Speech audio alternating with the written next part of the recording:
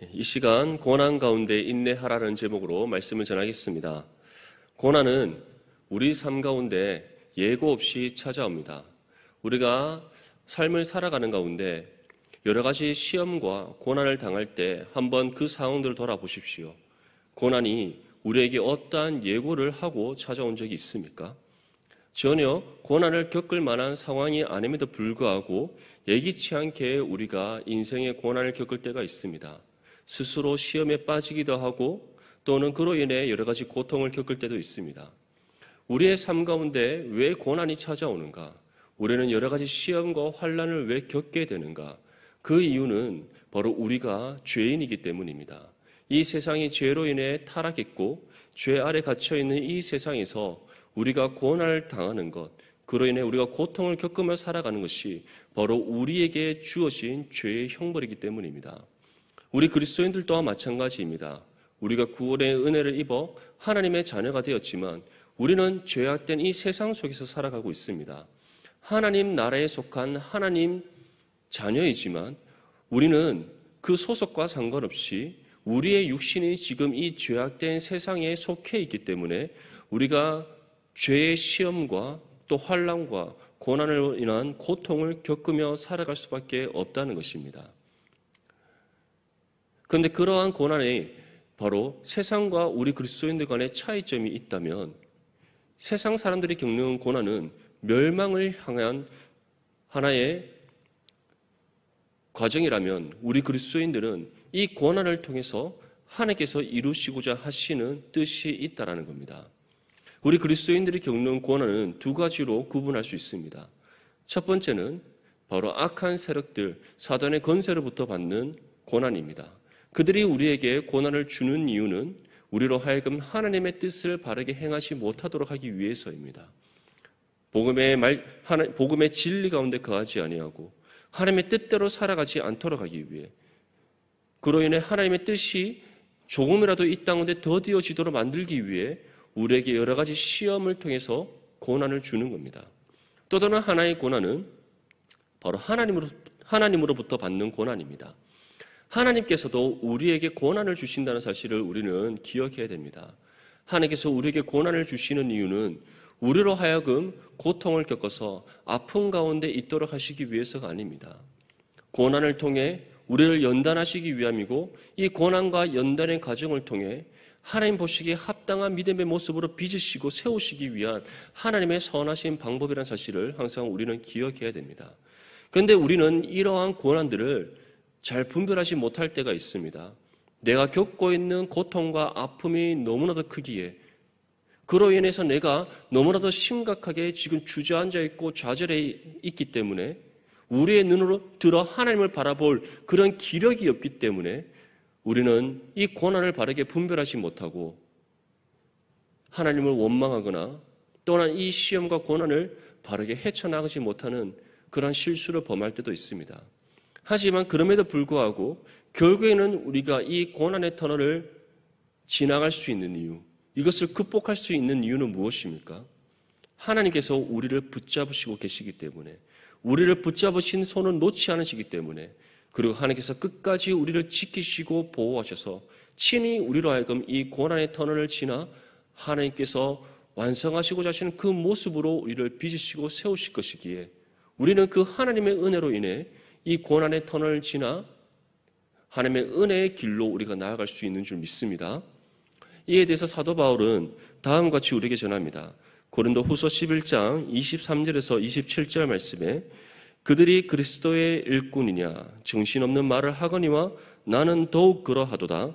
내가 수고를 넘치도록 하고 옥에 갇히기도 더 많이 하고 매도 수없이 맞고 여러 번 죽을 뻔하였으니 유대인들에게 40에서 하나 감한매를 5번 맞았으며 3번 태장으로 맞고 1번 돌로 맞고 3번 파선하고 일주야를 깊은 바다에서 지냈으며 여러 번 여행하면서 강의 위험과 강도의 위험과 동족의 위험과 이방인의 위험과 시내의 위험과 광야의 위험과 바다의 위험과 거짓 형제 중에 위험을 당하고 또 수고하며 애쓰고 여러 번 자지 못하고 줄이며 목마르고 여러 번 굶고 춥고 헐벗었노라. 바울이 선교 여행 가운데 그가 당한 고난이 어떠한 것인가를 우리에게 전하고 있습니다. 다시 말해 우리 그리스도인들이 복음의 진리 가운데 거하고 하나님 말씀의 뜻대로 살아간다면 우리 또한 세상으로부터 반드시 고난을 받게 되어 있다는 겁니다. 하나님께서 우리에게 주시는 고난은 당연히 하나님께서 우리가 감당할 만한 고난을 통해서 이겨내게 하십니다. 세상으로부터 받는 고난은 그러면 어떻겠습니까? 하나님께서 세상으로부터 받는 그 고난이 우리를 해치도록 가만히 내버려 두시겠습니까? 그 고난이 우리의 생명을 빼앗아 간다 할지라도 또는 그 고난으로 인해서 우리가 생명의 위협을 받는다 할지라도 그 결과가 세상에 속한 죄인들과 같은 그런 비참한 결과, 멸망의 결과로 치닫게 하시겠습니까? 그렇지 않습니다. 사도 바울은 이 모진 고난 가운데서도 복음의 사역을 끝까지 감당할 수 있었던 이유는 하나님께서 그와 함께 하심을 믿었기 때문입니다. 하나님께서 친히 그를 붙잡으신 손을 놓지 않으시고 끝까지 지키시고 보호하신다는 사실을 그가 믿고 신뢰했기 때문입니다. 그가 복음의 사역을 감당하는 가운데 생명의 위협을 받고 또는 그 악한 권세들로 인하여서 생명을 잃는다 할지라도 그것이 비참한 멸망의 결과가 아니라 승리의 결과로 주어질 것임에 대한 하나님께서 그러한 결과를 이루실 것임에 대한 믿음이 있었기 때문에 그는 이 모진 고난과 환난 속에서도 끝까지 담대히 복음의 사역을 감당할 수 있었던 것입니다.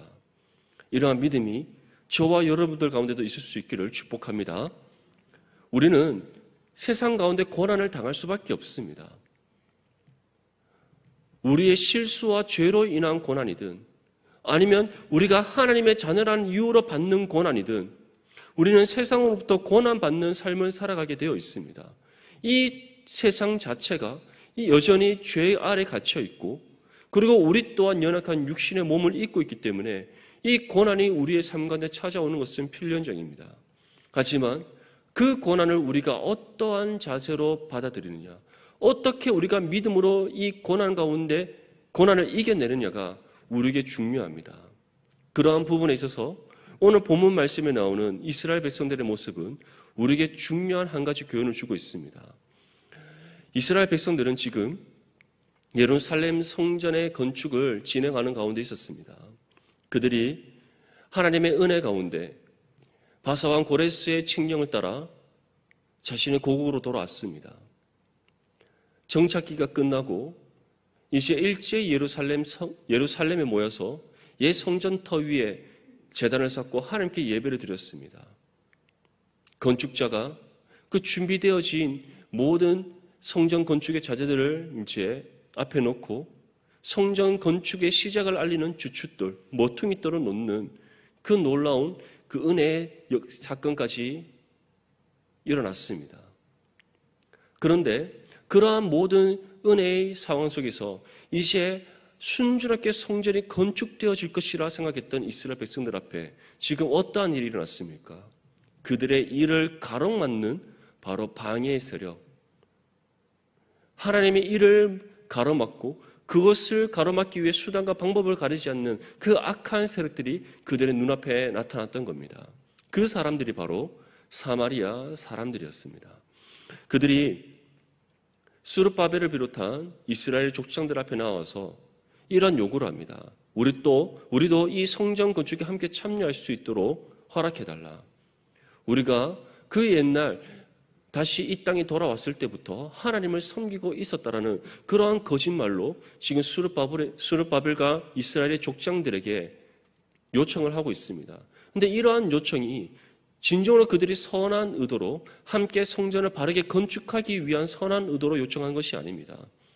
그들이 바로 이 일을 가로막기 위해 어떻게든 방해를 놓고 성전이 건축되지 않도록 하기 위한 악한 의도를 가지고 지금 접근을 했던 겁니다. 스룹바벨을 비롯한 이스라엘 족장들은 이 사실을 알았습니다. 왜냐하면 그들은 이전부터 그들의 조상 때부터 하나님을 바르게 섬기지 않았기 때문입니다.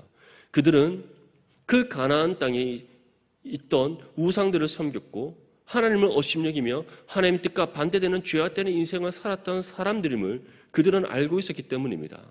지금 또한 마찬가지입니다. 그들은 자신들의 하나님을 섬겼다라고 말하지만 사실 하나님을 섬기지 않았습니다. 여전히 우상을 섬기고 있었고 하나님과 상관없는 죄악된 인생을 살아가고 있었습니다. 그 모든 것을 알고 있었기에 스룹바벨을 비롯한 이스라엘 족장들은 그들이 선한 의도를 가지고 찾아온 것이 아니라 바로 성전 공사를 방해하기 위한 악한 의도를 가지고 접근했다는 사실을 그들은 미리 파악했던 겁니다. 그래서 그들은 단호하게 사마리아 사람들의 요구를 거절합니다. 그랬더니 그들이 이제 본색을 드러내기 시작합니다. 어떤 본색입니까? 성전 건축을 방해하는 본색. 그래서 그들이 그 당시 지방을 관리하는, 특별히 이스라엘의 지역을 관리하는 메데아 바사 지방의 관리들에게 뇌물을 주어서 성전을 건축하지 못하도록 가로막았던 겁니다.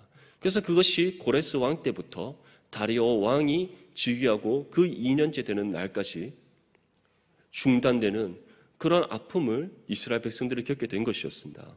근데 이와 함께 이제 이어지는 본문 말씀에서는 또 다른 이스라엘 백성들이 겪은 또 고난이 나오기 시작합니다. 그 고난은 바로 느헤미야 때에 있었던 일이었습니다. 느헤미야 때에 이제 예루살렘 성벽을 재건하기 위하여서 느헤미야를 비롯한 많은 이스라엘 백성들이 함께 모여 공사를 시작하려고 했습니다. 그런데 그때 또다시 이 사마리아 사람들, 특별히 그들과 함께하는 많은 관리들과 관료들이 이제 이 성벽 재건을 가로막기 위해서 온갖 악한 꾀를 내기 시작합니다. 그리고 그들은 특별히 그 당시 메데와 바사의 왕이었던 아닥사스다 왕에게 서신을 써서 그 왕에게 전하게 됩니다. 그 내용에 대해 오늘 본문 말씀에 다음 것이 전합니다. 본문 11절에서 16절 말씀 우리 함께 읽겠습니다. 시작. 아닥사스다 왕에게 올린 그 글의 초본은 이러하니 강 건너편에 있는 신하들은 왕에게 아뢰나이다. 당신에게서 우리에게로 올라온 유다 사람들이 예루살렘에 이르러 이 폐역하고 악한 성읍을 건축하는데 이미 그 기초를 수축하고 성곽을 건축하오니 이제 왕은 아시옵소서. 만일 이 성읍을 건축하고 그 성곽을 완공하면 저 무리가 다시는 조공과 관세와 통행세를 바치지 아니하리니 결국 왕들에게 손해가 되리이다. 우리가 이제 왕궁의 소금을 먹음으로 왕이 수치당함을 참아보지 못하여 사람을 보내어 왕에게 아뢰오니 왕은 조상들의 사기를 살펴보시며 그 사기에서 이 성읍은 폐역한 성읍이라 예로부터 그 중에서 항상 반역하는 일을 행하여 왕들과 각도의 손해가 된 것을 보시고 아실지라 이 성읍이 무너짐도 이 때문이니이다. 이제 감히 왕에게 아뢰오니 이 성읍이 중건되어 성곽이 준공되면 이로 말미암아 왕의 강 건너편 영지가 없어지리이다 하였더라. 아멘. 우리가 이 말씀에 이들이 왕에게 전한 바로 이 말씀의 내용들을 살펴보면 중요한 한 가지 사실을 우리가 발견할 수 있습니다. 지금 방백 르움과 서인관 심사가 보낸 왕에게 올린 이 서신에는 거짓과 사실이 교묘하게 섞여 있다는 사실입니다. 사단은 우리를 공격할 때 또는 하나님의 일을 방해할 때 그들은 사실을 가지고 우리를 공격하지 않습니다. 왜냐하면 우리가 하라는 일에 대해서 우리가 하나님의 뜻에 순종하여 우리가 하나님의 뜻을 이루려고 하는 그 일에 대해서 그들이 사실을 가지고 우리를 방해하려고 한다면 방해할 방도가 없기 때문입니다. 오늘 지금 방백 르훔과 서기관 심세가 어떻게 지금 왕에게 서신을 전하고 있습니까? 거짓과 사실을 교묘하게 섞어서 지금 왕에게 이스라엘 백성들을 지금 모함하는 그런 글을 올리고 있는 겁니다. 여기서 거짓은 무엇입니까? 이스라엘 백성들이 성벽을 준공했을 때 그것을 완공하게 되었을 때 그들이 이러이러한 일들을 할 것입니다 라는 내용입니다. 한번 생각해 보십시오. 메데와 바사는 그 당시 중동 지역을 비롯하여서 서쪽으로는 소아시아 터키 끝까지 그리고 남쪽으로는 북아프리카 지역까지 그 드넓은 영토를 가지고 있는 그 당시 가장 강력한 국가였습니다. 그런데 그러한 국가의 아주 작은 그 예루살렘이라는 그런 하나의 도시, 그 땅을 지금 그들이 배분받아서 그 땅에서 성벽을 지금 건축하고 있습니다. 그들이 그 땅에 성벽을 건축한다 할지라도, 그것이 완공된다 할지라도 이스라엘 백성들에게는 힘이 없습니다. 메대와 바사와 지금 전쟁을 벌일 만한 힘도 없을 뿐만 아니라 왕의 명령을 거역할 그런 생각조차 할 수 없는 상황 속에 있습니다. 그런데 이들이 무엇이라고 얘기합니까? 이들이 이 성벽을 재건하고 나면 그들이 자기들끼리 똘똘 뭉쳐서 왕에 대해서 반역할 것이다. 앞으로 왕에게 그 어떠한 조공도 바치지 않을 것이고 관세와 통행세도 바치지 않을 것이다. 왕의 명령을 듣지 않을 것이다. 그들은 이전부터 그렇게 살아왔다라고 지금 거짓으로 왕에게 지금 고하고 있는 겁니다. 지금 이스라엘 백성들의 입장에서는 어떻겠습니까? 지금 일어나지도 않은 일이고, 그리고 이후에 만약에 성벽이 재건된다 할지라도 일어날 수 없는 일입니다. 그런데 그러한 일들을 지금 사실로 일어난 것처럼 또는 반드시 일어날 것처럼 교묘하게 지금 왕의 생각을 지금 유혹하고 있는 이 글을 그들이 올리고 있는 겁니다. 그러면서 하나의 사실을 덧붙여서 전합니다. 그것은 바로 이전에 왕들의 업적에서 기록되어져 있는 사기를 살펴보라는 것이죠. 그 사기의 내용은 다름 아닌 바로 남유다가 멸망하기 직전 바벨론과의 그런 교역 가운데 일어났던 일들입니다. 바벨론의 신흥 세력으로서 정말 여러 나라를 집어삼키고 있을 때 남유다는 외교 정책을 다른 전선을 펼쳤습니다. 바벨론에게 친화적인 정책을 펼치는 것이 아니라 하나님의 뜻에 불순종하여서 애국과 친화 정책을 펼쳤던 겁니다. 하나님께서는 반드시 분명히 말씀하셨습니다. 너희가 바벨론에 의해서 멸망당할 것이다. 너희가 바벨론에 의해서 심판당할 것이다. 그러니 그러한 일이 일어나기 이전에 바벨론과 친교를 맺어라. 너희가 그들에게 먼저 너희가 알아서 머리를 숙여 그들 밑으로 들어가라고 말씀하셨습니다. 그렇다면 너희가 살리라고 말씀하셨어요. 그런데 이스라엘 백성들이 어떻게 했습니까? 하나님의 말씀의 뜻에 불순종하여서 그들의 눈에 보기에 바벨론과 맞서 싸우고 또 바벨론으로부터 자신들을 지킬 수 있을 거라 생각했던 애굽을 선택을 했던 겁니다. 그런데 결과는 어땠습니까? 이스라엘뿐만 아니라 애굽까지 바벨론에 의해 짓밟히고 멸망당하게 되었습니다. 바로 이처럼 지금 방백 르움과 서기관 심세와 또 그를 비롯한 지도자들이 지금 왕에게 이러한 글을 올리고 있는 겁니다. 우리가 말한 말은 반드시 일어날 겁니다. 왜냐하면 그들은 과거에도 이러했기 때문입니다. 라고 지금 왕에게 이 거짓된 글을 올리고 있는 겁니다. 이 글을 읽었을 때 왕은 어떠한 생각이 들었겠습니까? 이들의 글을 읽어보고 당연히 왕의 서고에 가서 이전의 왕들의 기록을 살펴봤을 것입니다. 그리고 그 글 가운데 지금 이들이 말한 내용의 사실 여부를 확인했을 겁니다. 왕의 입장에서도 사실 이스라엘 백성들이 자신을 반역할 수 있을 거라 생각했겠습니까?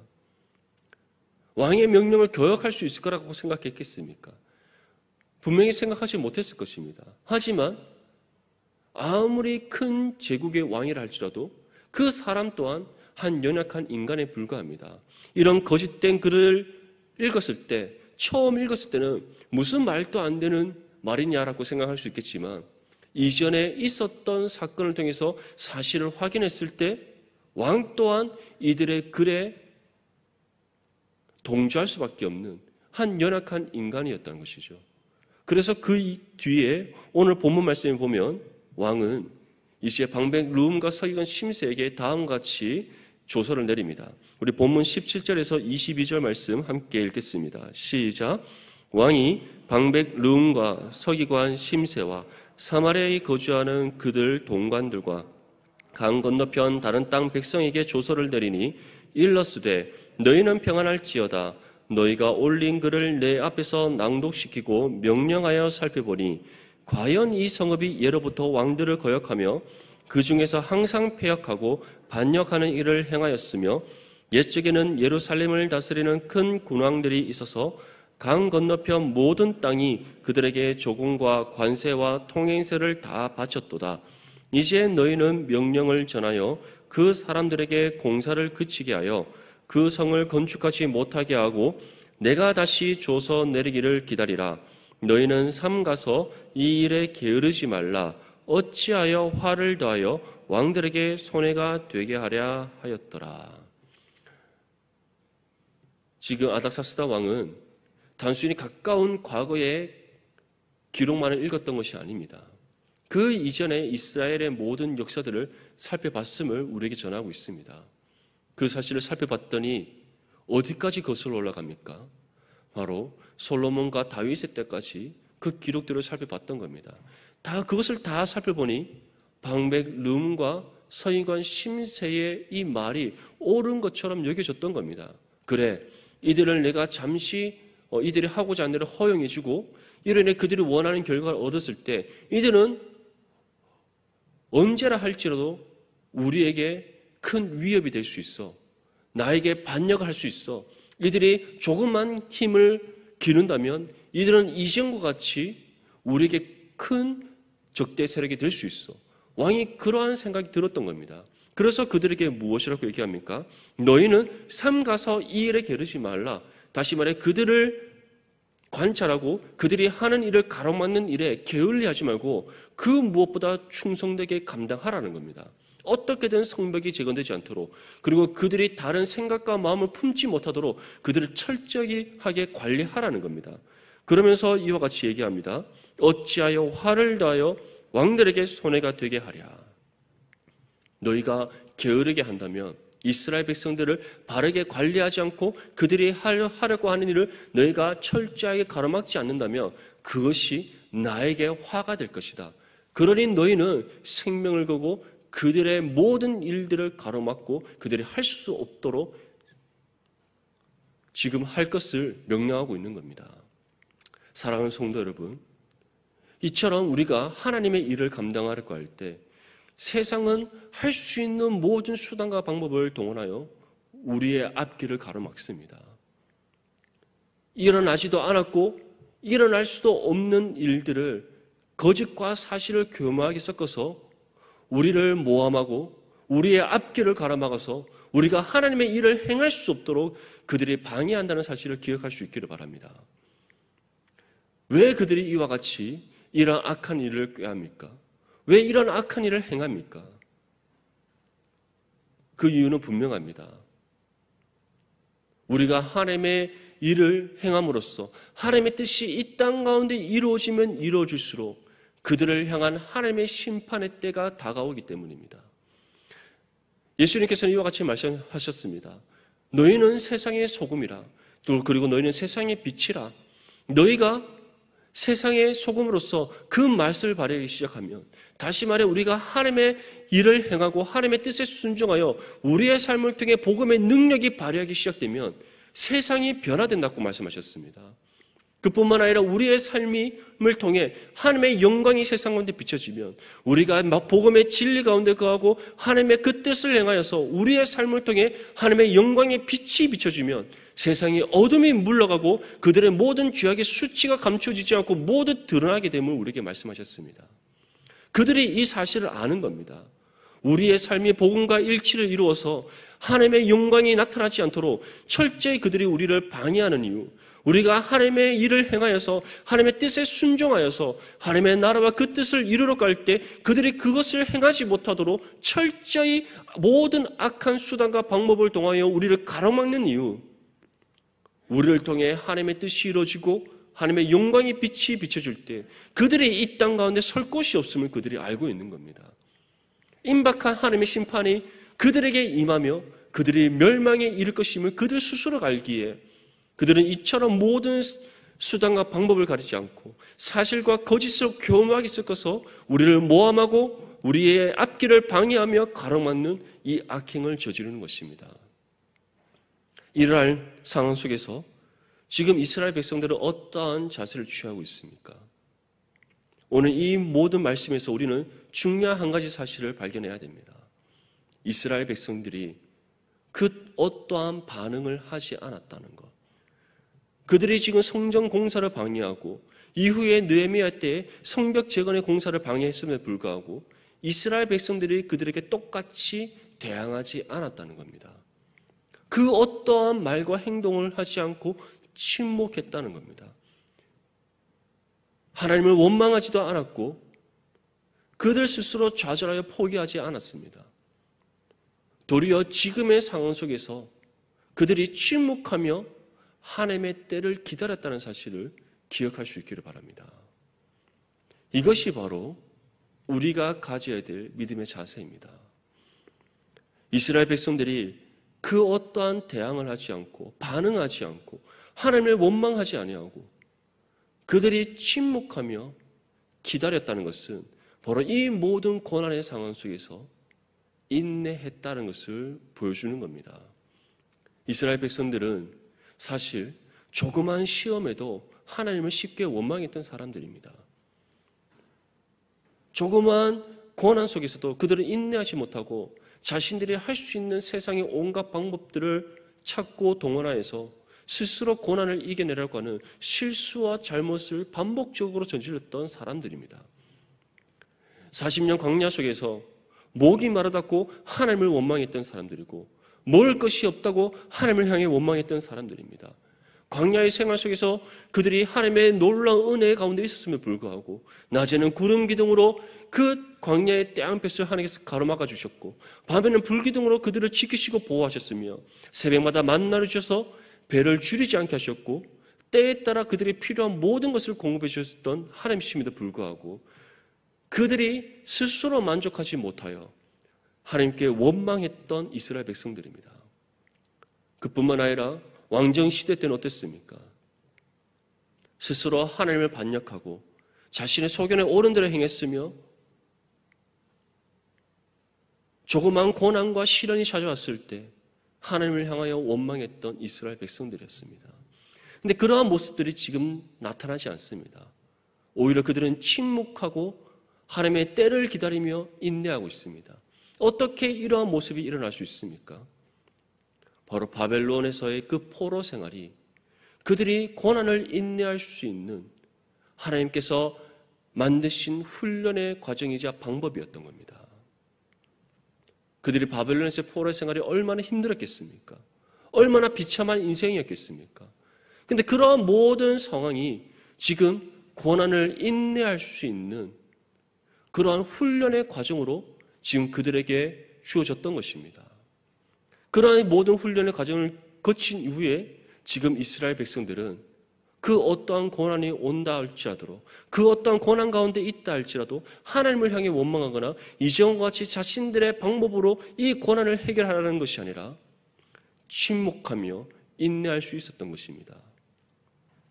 이러한 이스라엘 백성들뿐만 아니라 욥도 다음과 같이 고백합니다. 욥기 23장 10절 말씀에 그러나 내가 가는 길을 그가 아시나니 그가 나를 단련하신 후에는 내가 순금같이 되어 나오리라. 하나님께서는 우리로 하여금 계속해서 고난을 겪게 하시는 이유가 있습니다. 우리의 삶 가운데 끊임없이 고난이 반복적으로 다가오게 하시는 이유가 있습니다. 사실 사단이 우리를 공격한다 할지라도 악한 세력이 우리를 공격하려고 할지라도 하나님의 허락 없이는 그들이 우리를 건드릴 수 없습니다. 욥의 같은 경우도 마찬가지입니다. 사단이 함부로 욥을 시험할 수 없었습니다. 하나님의 허락이 있었기에 그 사단이 욥을 시험할 수 있었습니다.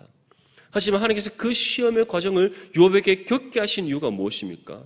지금 욥의 고백과 같이 하나님께서 나를 단련하신 후에 순금같이 되어 나오도록 하시기 위해서 내게 이 고난을 주셨다라고 지금 그가 고백하고 있는 겁니다. 이스라엘 백성들은 바벨론에서의 포로 생활을 통해서 바로 이 사실을 깨달았던 겁니다. 지금 그들이 겪고 있는 하나님의 심판의 징계, 그것이 결국에는 이후에 그들이 겪게 될 그 모든 고난을 믿음으로 인하여 승리케 하도록 하시기 위한 하나님의 훈련의 방법이었음을 그들은 알았던 겁니다. 우리의 삶 가운데 마찬가지입니다. 우리의 삶 가운데 예기치 못한 고난이 찾아왔을 때 그 고난을 겪게 하시는 하나님의 이유가 있습니다. 하나님의 뜻이 있습니다. 바로 고난을 통해 우리로 하여금 연단되게 하시기 위해서, 우리로 하여금 단련되게 하시기 위해서, 더욱더 믿음으로 인내하도록 하시기 위해서 그 인내의 과정을 통과하여 하나님 앞에 순금같이 되어 나오도록 하시는 그 은혜의 결과를 만드시기 위한 하나님의 훈련의 방법이라는 사실을 기억할 수 있기를 바랍니다. 바울 또한 다음과 같이 고백합니다. 로마서 5장 3절에서 4절 말씀에 다만 이뿐 아니라 우리가 환난 중에도 즐거워하나니 이는 환난은 인내를, 인내는 연단을, 연단은 소망을 이루는 줄 알미로다.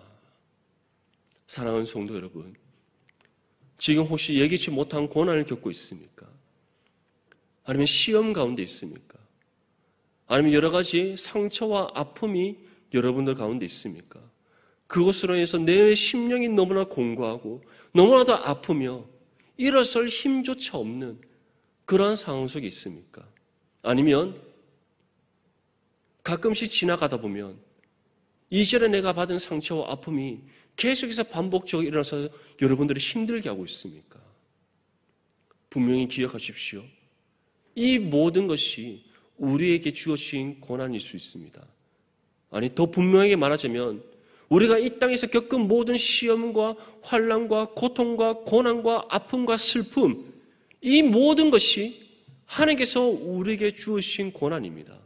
근데 그 고난을 겪게 하신 하나님의 이유가 있다는 겁니다. 환난은 인내를, 인내는 연단을, 연단은 소망을 이루게 한다는 것. 다시 말해 하나님께서 우리를 통해 이 땅 가운데 이루시고자 하시는 그 뜻을 온전히 이루도록 하시기 위해 우리를 단련시키셔서 순금같이 되어나도록 하시기 위한 하나님의 훈련의 방법이라는 사실을 기억할 수 있기를 바랍니다.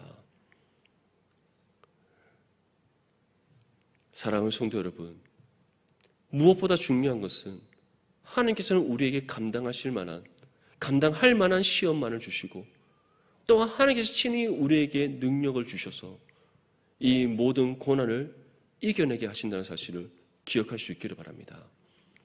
이스라엘 백성들은 이것을 우리에게 친히 삶으로 보여주고 있습니다. 성전 건축이 악한 세력들로 인해서 중단되었다 할지라도 그들은 하나님을 향해 원망하지 않았습니다.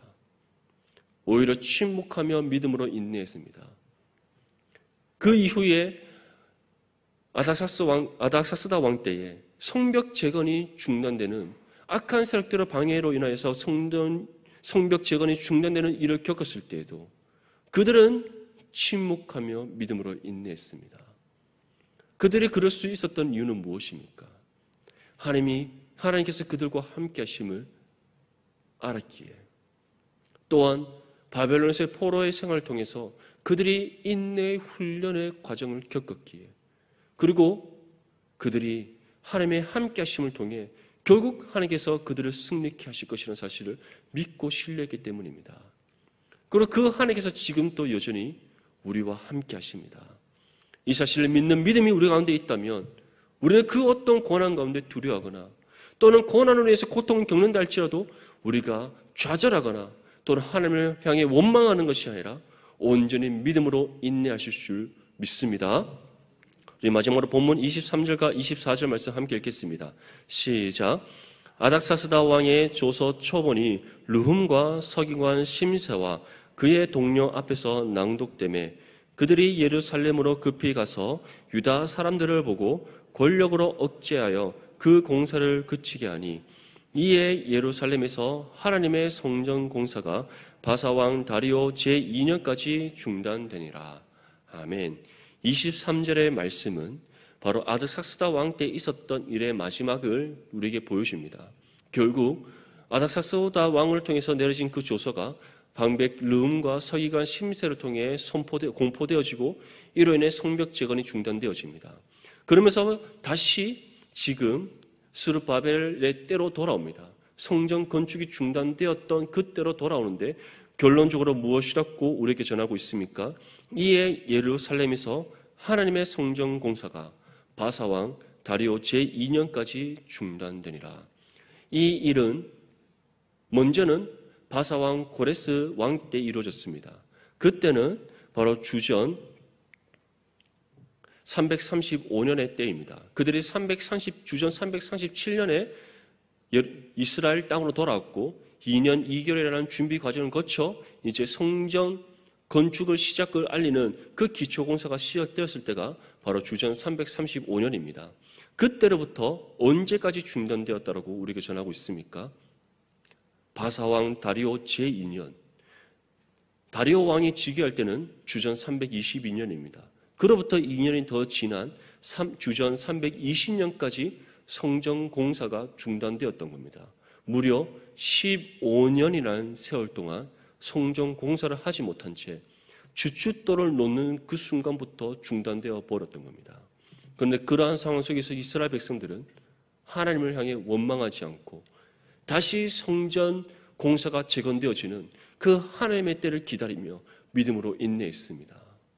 사랑하는 성도 여러분, 지금 여러분들이 겪고 있는 고난이 있습니까? 그로 인한 고통이 있습니까? 아니면 이전에 겪은 고난으로 인해서 지금 남아있는 또는 여러분들의 마음에 흔적으로 남아있는 슬픔과 아픔과 고통이 있습니까? 분명히 기억하십시오. 이 모든 것들은 하나님께서 우리를 단련하셔서 순금같이 되어 나오도록 하시기 위한 훈련의 과정입니다. 그리고 이러한 인내를 통한 연단의 과정을 거친 후에 하나님께서는 반드시 우리로 하여금 승리케 하시고 하나님의 나라와 의를 이 땅 가운데 온전히 이루시는 그 승리의 결과를 보여주실 것입니다. 이 사실을 기억하며 우리에게 주어진 모든 고난을 믿음으로 인내하여 진정한 승리를 이뤄가는 저와 여러분들의 삶이 될 수 있기를 주님의 이름으로 축복합니다.